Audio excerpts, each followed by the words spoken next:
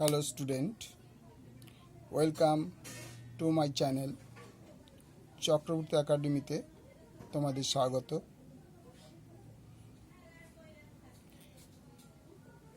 Life science project তোমাদের জন্য করা হলো। দেখো, আমি একটা স্কুলের নাম দিয়ে স্টার্ট করেছি, কুসুমপুর আদর্শ উচ্চ বিদ্যালয়, HS for boys life science project. নামটা তোমরা তোমাদের নিজের নাম লিখবে, ক্লাসের জায়গায় যে ক্লাসে 9-এর 9 লিখবে, রোল নাম্বার লিখবে 45, রোল নাম্বার তোমাদের লিখবে, সেকশান তোমাদের যা আছে তাই লিখবে, ডেট লিখবে। এখানে আমি ডেটটা দেখাইনি, তাহলে বুঝে গেলে কী হবে। দেখো, পরবর্তী পেজে দেখে চলে যায়। দেখো, সূচিপত্রে কী আছে?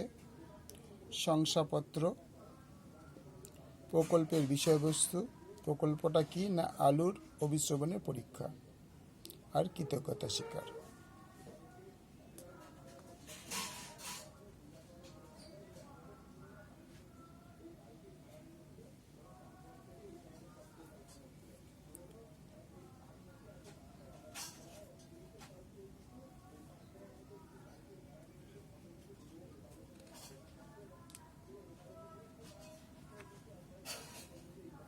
পরে পেজে দেখো শংসাপত্রে কি আছে, যেখানে লেখা আছে দীপ পাল, কুসুমপুর আদর্শ উচ্চ বিদ্যালয়ের 9ম শ্রেণীর ছাত্র।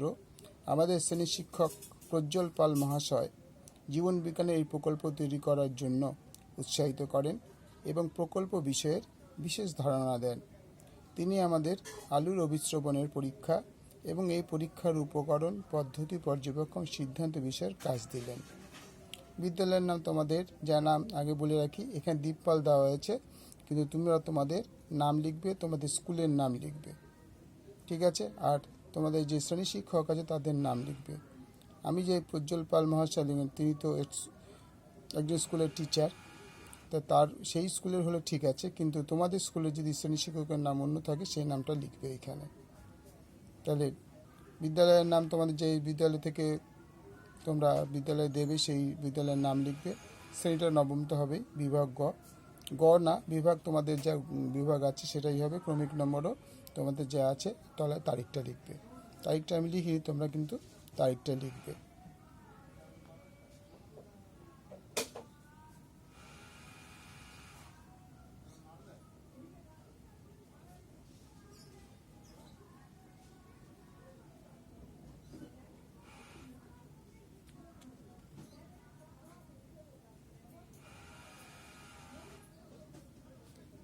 পরে পেজে যাচ্ছি।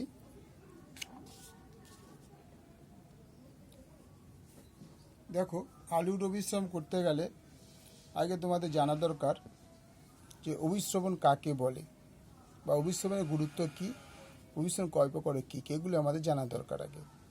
এগুলো আগে জানতে পারলেই তবে আলু অভিশ্রবণ করতে সুবিধা হবে। যেমন অভিশ্রবণ কাকে বলে, যে ভৌত প্রক্রিয়ায় অর্ধভিদ্য পর্দা দ্বারা পৃথক দুটি সমপ্রকৃতির অসম ঘনত্বের দ্রবণের দ্রাবক অণুর অর্ধভিদ্য পর্দার মাধ্যমে কম ঘনত্ব দ্রবণ থেকে বেশি ঘনত্ব দ্রবণে প্রবেশ করে, তাকে অভিশ্রবণ বলা হয়।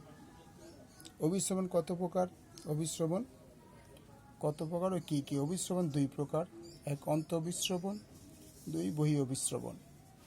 অন্ত অভিশ্রবণ কাকে বলছে? দেখো, পরিবেশের দ্রবণের ঘনত্ব কোষীয় দ্রবণের ঘনত্ব অপেক্ষা কম হলে পরিবেশ থেকে জল কোষপর্দা ভেদ করে প্রবেশ করে, একে অন্ত অভিশ্রবণ বলে। তারপর হচ্ছে বহি অভিশ্রবণ। দেখো, পরিবেশের দ্রবণের ঘনত্ব কোষীয় দ্রবণের ঘনত্ব অপেক্ষা বেশি হলে কোষ থেকে জল কোষপর্দা ভেদ করে বাইরে বেরিয়ে আসে, একে বলা হয় বহি অভিশ্রবণ। তারপর চলে আসে অভিশ্রবণের গুরুত্ব। অভিশ্রবণের গুরুত্ব আমি তোমাদের সবটাই লিখিনি, কিন্তু কিছুটা লিখেছি। অভিশ্রবণ প্রক্রিয়ায় উদ্ভিদ মূলরমের সাহায্যে মাটি থেকে জল শোষণ করে। 2 নম্বর হচ্ছে কোষান্তর অভিশ্রবণ প্রক্রিয়ায় শোষিত জল জাইলেম বাহিকা থেকে অন্যান্য কলায় পৌঁছায়। 3 নম্বর হচ্ছে রসস্ফীতি বিরুদ্ধ জাতীয় উদ্ভিদ অঙ্গকে দৃঢ় রাখে। 4 রক্ষী কোষ রসস্ফীতি হ্রাস ও বৃদ্ধির ফলে পত্ররন্ধ্র খোলা ও বন্ধ হওয়া নিয়ন্ত্রিত হয়।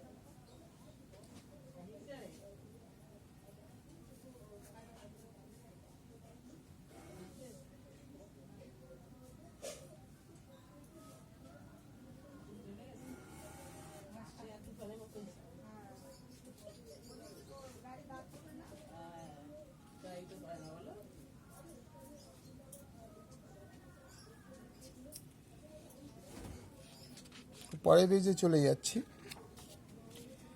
অভিশ্রবণ প্রক্রিয়াটি বোঝার জন্য আমাদের যে বিষয়ে ধারণা দরকার তার মধ্যে অন্যতম ভিন্ন ঘনত্ব বিশিষ্ট দুইটি দ্রবণের মধ্যে অবস্থিত পর্দার বৈশিষ্ট্য জানা দরকার, যেমন অর্ধভেদ্য পর্দা, ভেদ্য পর্দা এবং অভেদ্য পর্দা, ভেদ্য পর্দা এবং অর্ধভেদ্য পর্দা। অভেদ্য পর্দা কাকে বলে? যে পর্দা দিয়ে দ্রাবক ও দ্রাব উভয় প্রকার পদার্থের অণুগুলো চলাচল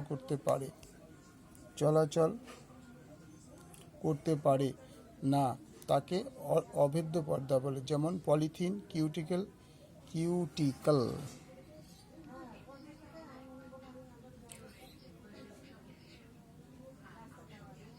কিউটিকল যুক্ত কোষ প্রাচীর।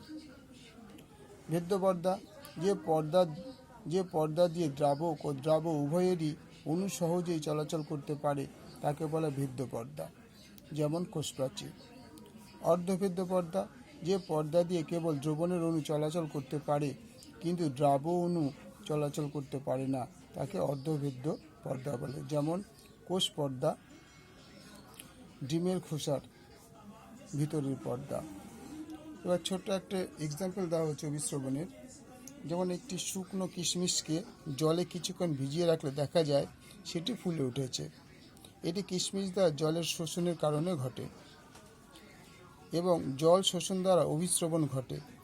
অভিশ্রবণ কেবলমাত্র তরলের ক্ষেত্রে ঘটে এবং একটি অর্ধভেদ্য পর্দা অভিশ্রবণের সময় দুটি তরলকে পৃথক করে রাখে।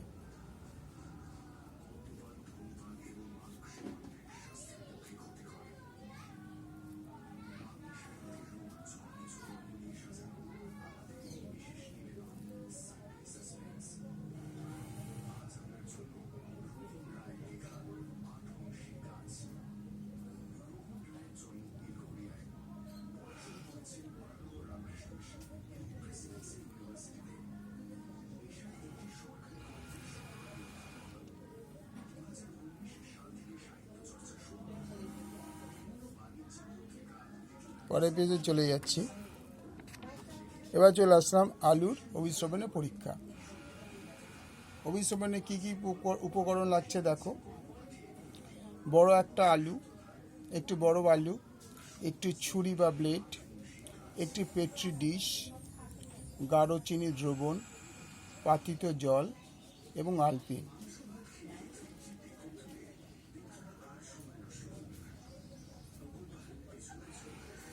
দেখো পরীক্ষাটা শুরু হয়েছে দু রকম দেখাচ্ছে। বিকারের বা পেট্রি ডিশের আগে দেখো এটাকে একটা ছুরির সাহায্যে আলুটি খোসা ছাড়িয়ে, এই যে এটা আলু দিয়ে তৈরি, একে বলে অসমোস্কোপ। ছুরির সাহায্যে আলুটির খোসা ছাড়িয়ে আলুটিকে চৌকো আকারে কেটে নেওয়া হলো। এখন চৌকো আকার যে কোনো একটি তলে কিছুটা আলুর শ্বাস কেটে নিয়ে আলুটিকে এখান থেকে আমরা চৌকো করে আলুটাকে কেটে নেবো। একটা আলুকে ছাড়িয়ে তার মধ্যে থেকে এরকম খোপ করে আলুটাকে কাটা হবে। এটা শুরুর আগে, মানে আমরা যখন জলেকে ভিজাবো এটা, তারপরে এই পরীক্ষাটা, যেখান থেকে এই পরীক্ষাটা আসবে। এতে দেখে ভালো করে খেয়াল করে দেখো একটা পিন আছে, কিন্তু যখনই অভিশ্রবণ প্রক্রিয়া শুরু হবে তখন দেখবে পিনটা এইখানে ছিল, দেখো এই পিনটা উপরে উঠে গেছে।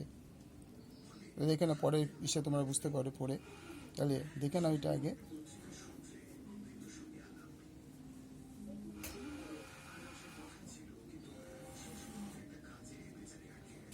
পরের পেজে চলে যাচ্ছি। এই অনেকটা বাটির মতো আলুটাকে অনেকটা বাটির মতো করে নেওয়া হলো।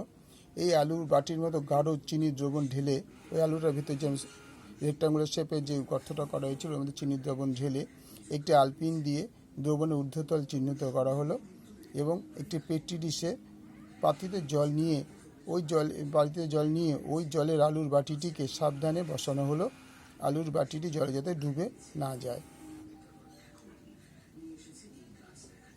পর্যবেক্ষণ দেখো, কিছুক্ষণ এইভাবে রাখার পর দেখা গেল আলুর বাটি দ্রবণের তল আলপিন ছাড়িয়ে উপরের দিকে উঠে এসেছে। আগে আমি তোমাদের বলে দিয়েছি যে প্রথম পিকচারটা দেখলে যে আলপিনটা রাখা ছিল, পরে বাটিটাতে দেখা গেলো আলপিনটা উপরে উঠে এসেছে। যাই হোক, এবার সিদ্ধান্ত।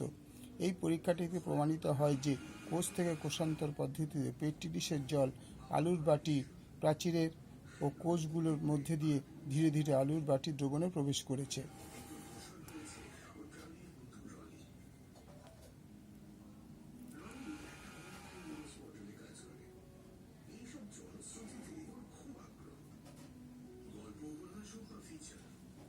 পরের পেজে চলে যাচ্ছি। কৃতজ্ঞতা স্বীকার। আমার বিদ্যালয়ের জীবনবিজ্ঞানের, এটা তোমার লেখা, তোমরা লিখবে। আমার বিদ্যালয়ের জীবনবিজ্ঞানের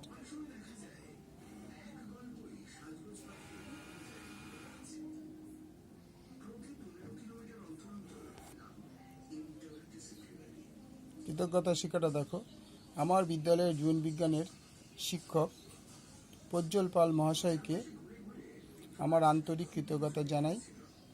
তিনি এই প্রকল্প তৈরির জন্য ধারণা, তথ্য সংগ্রহ সহ বহু মূল্যবান পরামর্শ দিয়ে আমাকে বিভিন্নভাবে সহযোগিতা করেছেন।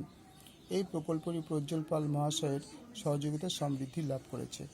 ছাত্রের নাম, তোমার যার নাম, ছাত্র বা ছাত্রী যারা দেখছো এটা, তাদের নাম লিখবে, শ্রেণী লিখবে, বিভাগ লিখবে, ক্রমিক নম্বর লিখবে, তারিখ লিখবে।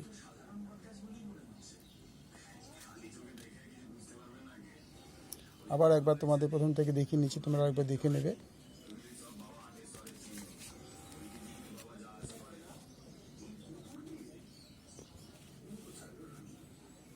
দেখো না, আমি পরপর একবার দেখাবো তোমাদের, সময় নিয়ে দেখাচ্ছি যাতে তোমরা বুঝতে তাড়াহুড়ো না করতে পারো। তোমাদের ভালো লাগলে লাইক শেয়ার বন্ধুদের মধ্যে করে দাও, কমেন্ট অবশ্যই করবে।